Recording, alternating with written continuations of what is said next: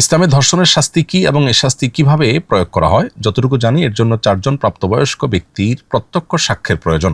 কিন্তু ধর্ষণের ক্ষেত্রে প্রত্যক্ষ সাক্ষী তো অসম্ভব, সেখানে আবার 4 জন।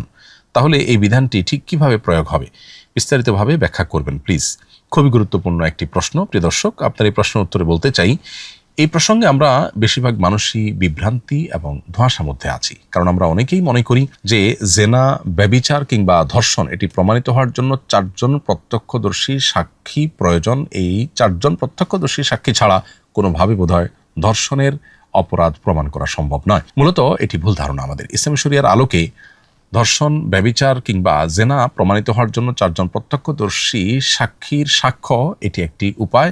এর বাইরে আরও উপায় আছে যেটা দিয়ে ধর্ষণের অপরাধ প্রমাণিত হতে পারে। কোনো ব্যক্তি যদি কারোর ব্যাপারে অভিযোগ দায়ের করে যে অমুক ব্যক্তি জেনায় লিপ্ত হয়েছে, ব্যভিচারে লিপ্ত হয়েছে, তাহলে সেক্ষেত্রে সেটি প্রমাণের জন্য শরিয়া তাকে 4 জন প্রত্যক্ষদর্শী সাক্ষী উপস্থিত করার বাধ্যবাধকতা আরোপ করে। কারণ একদিকে মানব সভ্যতাকে টিকিয়ে রাখবার প্রয়োজনে সমাজের জেনা, ব্যভিচারের মতো অপরাধকে চরম অপরাধ হিসাবে চিহ্নিত করে তার জন্য অত্যন্ত কঠিন এবং মর্মন্তুদ শাস্তির বিধান রেখেছে ইসলামী শরিয়া।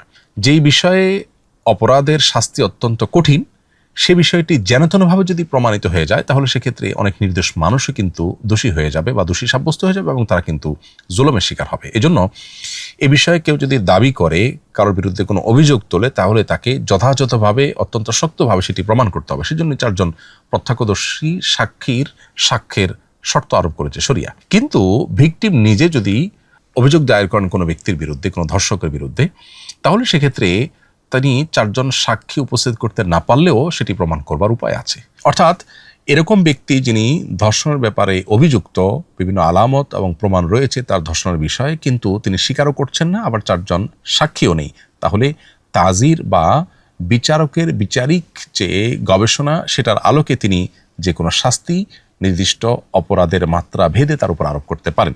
এমনকি সেটা মৃত্যুদণ্ড পর্যন্ত হতে পারে। তার মানে এই দাঁড়ালো যে কেউ ধর্ষণ করলো আর 4 জন সাক্ষী নেই দেখে সে পার পেয়ে যাবে, এ ব্যাপারটা একেবারেই ভুল ধারণা আমাদের অনেকেরই। আবার আরেকটা বিষয় এখানে আছে, সেটা হলো যে একটা তো হলো যে জোরপূর্বক শারীরিক সম্পর্ক করলো, শুধু এটুকু। তার জন্য তো আমরা বললাম 3টা উপায় আছে। 4 জন প্রত্যক্ষদর্শী সাক্ষীর সাক্ষ্য, অথবা অপরাধীর স্বীকারোক্তি, কিংবা বিভিন্ন এভিডেন্স থেকে সেটি প্রমাণিত হলে তার আলোকে বিচারক, ইসলামী শরিয়া আদালতের বিচারকের বিচার করার সুযোগ আছে, শাস্তি আরোপ করার সুযোগ আছে। এই 3টার বাইরে আরেকটা অপশন আছে, সেটা হলো যদি কেউ অস্ত্র ব্যবহার করে, আতঙ্ক সৃষ্টি করে, অপহরণ করে এবং এরপর যদি পাশবিক নির্যাতন করে জোরপূর্বক, তাহলে সেক্ষেত্রে সেটাকে ফাসাদ ফিল আরদের অধীনে ফেলে তার চরম শাস্তি কার্যকর করা যেতে পারে।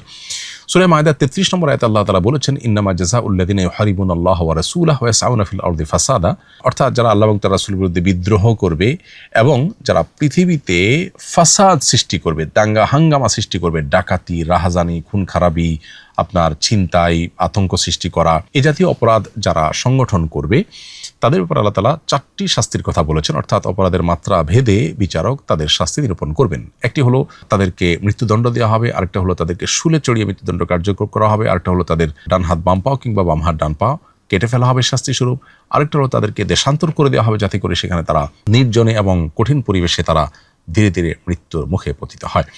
তো এই যে 4টি চরম শাস্তির কথা বলা হয়েছে, এটি হলো ফাসাদ ফিল আরদের শাস্তি।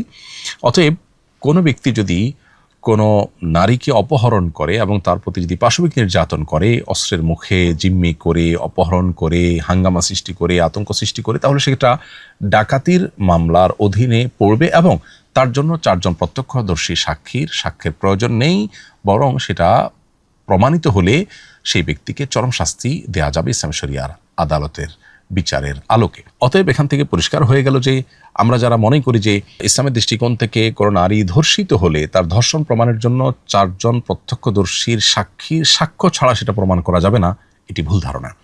মূলত এটিকে প্রমাণ করবার আরও বিভিন্ন উপায় আছে এবং অপরাধের মাত্রা ভেদে আল্লাহ রাব্বুল আলামিন শাস্তি আরোপ করেছেন।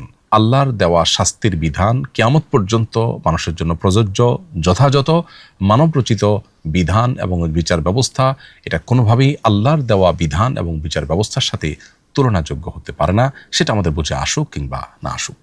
আস সুন্নাহ ফাউন্ডেশন, উম্মার স্বার্থে সুন্নাহর সাথে।